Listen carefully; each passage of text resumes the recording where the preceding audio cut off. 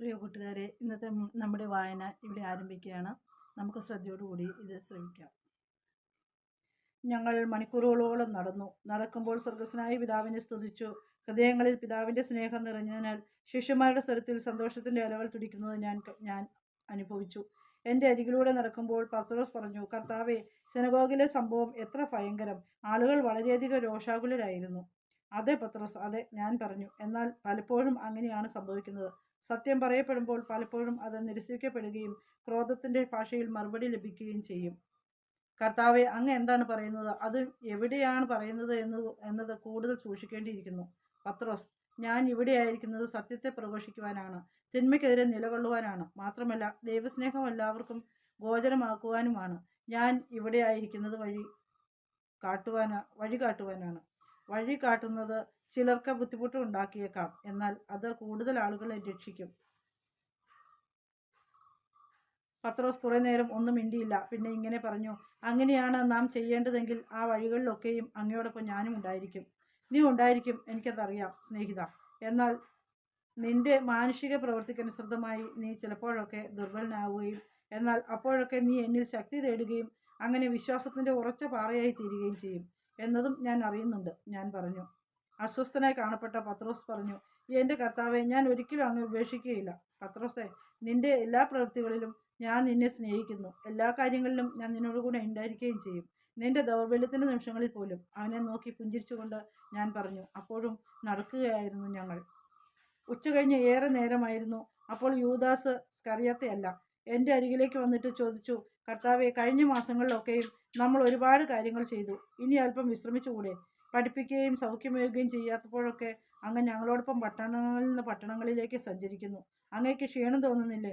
അങ്ങ് എങ്ങനെയാണ് ഇത്രയേറെ കാര്യങ്ങൾ ചെയ്യുന്നതെന്ന് ഞാൻ അത്ഭുതപ്പെടാറുണ്ട്. യൂദാസെ, എൻ്റെ സ്നേഹിത, ഞാൻ പ്രതിവദിച്ചു, ഞാൻ നിങ്ങളോടൊപ്പം അല്പസമയം മാത്രമേ ഉണ്ടാവുകയുള്ളൂ. എന്നാൽ ഞാൻ ഇവിടെ ആയിരിക്കുമ്പോൾ ഒരുപാട് കാര്യങ്ങൾ പിതാവിന് വേണ്ടി ചെയ്യാനുണ്ട്. ഇത് നിവർത്തിക്കുവാനാണ് ഞാൻ അയക്കപ്പെട്ടിരിക്കുന്നത്. അതിനാൽ പിതാവ് തൻ്റെ ഇഷ്ടം നിറവേറ്റുന്നതിന് ആവശ്യമായതെല്ലാം എനിക്ക് നൽകുന്നതാണ്. വരും കാലങ്ങളിൽ എൻ്റെ ജോലി ചെയ്യുന്നവർക്ക് നിയുക്ത കൃത്യം പൂർത്തിയാക്കുവാൻ ആവശ്യമായതുള്ള എല്ലാം നൽകപ്പെടും. പിതാവ് പുത്രനിലൂടെ പരിശുദ്ധാത്മാവിനെ അയച്ച് ദൈവവേല ചെയ്യുന്ന എല്ലാവരെയും ശക്തിപ്പെടുത്തും. ദൈവത്താൽ തിരഞ്ഞെടുക്കപ്പെട്ടവരുടെ ഹൃദയങ്ങളിൽ ധാരാളമായി പരിശുദ്ധാത്മാവ് നിറയപ്പെടും. അവരോട് ആവശ്യപ്പെട്ടിരിക്കുന്ന കാര്യങ്ങൾ ചെയ്യുന്നതിന് ആവശ്യമായ എല്ലാ ദാനങ്ങളും അവർക്കുണ്ടാകുന്നതാണ്.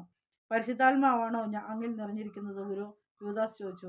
പരിശുദ്ധാത്മാവ് എന്നോടുകൂടി ഒന്നാണ്. ഞാൻ പിതാവിനോടുകൂടി ഒന്നാണ്. ഞാൻ ചെയ്യുന്നതെല്ലാം പിതാവിന് വേണ്ടിയാണ്. പരിശുദ്ധാത്മാവിൻ്റെ കൂടെയാണ്, പുത്രനിലൂടെയാണ്. ഞാൻ യൂദാസിനോട് പറഞ്ഞു. അവൻ ആശയക്കുഴപ്പത്തിലായതായി കാണപ്പെട്ടു. യൂദാസ്, ഇത് മനസ്സിലാക്കുവാൻ പ്രയാസമാണ്, എനിക്കതറിയാം.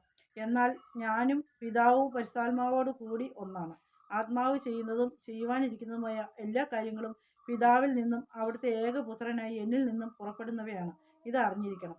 യൂദാസ് തീവ്രമായി ചിന്തിച്ചതിന് ശേഷം പറഞ്ഞു, കർത്താവെ, അങ്ങ് മിശിഹ ആണെന്ന് ഞാൻ അറിയുന്നു. അവിടുത്തെ ഭവനത്തിലേക്ക് ഞങ്ങളെ കൊണ്ടുവരേണ്ടതിനായി പിതാവ് അങ്ങേ അയച്ചിരിക്കുകയാണെന്നും എനിക്കറിയാം. അങ്ങ് ജീവിക്കുന്ന ദൈവത്തിൻ്റെ സ്നേഹമാണ്. പക്ഷേ എനിക്കൊന്നും മനസ്സിലാകുന്നില്ല. അതിനായി ശ്രമിക്കേണ്ടതില്ല എൻ്റെ സ്നേഹിത.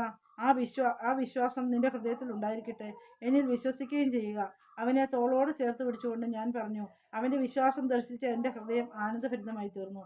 ലളിതവും ശുദ്ധവും നിഷ്കളങ്കവുമായ വിശ്വാസം, ഇതാണ് എല്ലാവരിലും ഉണ്ടായിരിക്കേണ്ടത്. എന്നാൽ പലരും ഈ വിശ്വാസത്തെ സ്വീകരിക്കാൻ കൂട്ടാക്കുന്നില്ല. എന്തെന്നാൽ സ്വർഗത്തിൽ എത്തിച്ചേരുമ്പോൾ മാത്രം മനസ്സിലാകുന്ന ചില ഉത്തരങ്ങൾക്ക് വേണ്ടി അവർ നിരന്തരം തിരിഞ്ഞുകൊണ്ടിരിക്കുകയാണ്. സന്ധ്യയായപ്പോൾ ഒരു പാലത്തിന് താഴെയായി തീ കൂട്ടിക്കൊണ്ട് ഞങ്ങൾ ഇരുന്നു. നല്ല തണുപ്പുണ്ടായിരുന്നതിനാൽ ഞങ്ങൾ തീയുടെ സമീപത്തേക്ക് ചേർന്ന് കൂട്ടം കൂടിയിരുന്നു.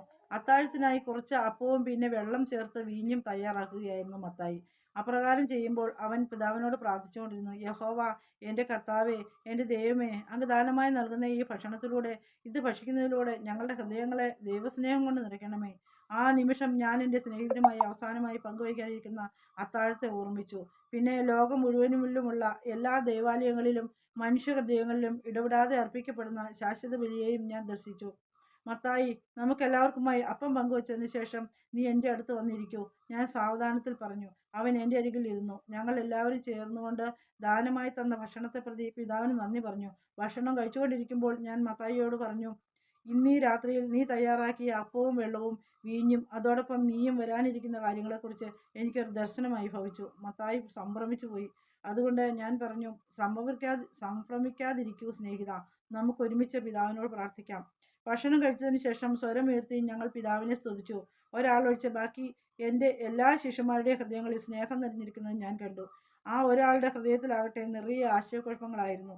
പ്രാർത്ഥനയ്ക്ക് ശേഷം പരസ്പരം ചൂട് പകർന്നുകൊണ്ട് ഞങ്ങൾ ചേർന്ന് കിടന്നുറങ്ങി. എൻ്റെ കരങ്ങളിൽ മത്തായി ഒരു കൊച്ചു കുഞ്ഞിനെ പോലെ ഉറങ്ങുമ്പോൾ അവൻ്റെ മുഖം എന്ത് പ്രശാന്തമാണ്.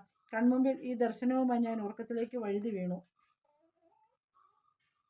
നമ്മുടെ ഇന്നത്തെ വായന ഇവിടെ അവസാനിക്കുകയാണ്. അടുത്ത ദിവസത്തെ വായനയ്ക്ക് വേണ്ടി നമുക്ക് പ്രതീക്ഷയോടെ കാത്തിരിക്കാം.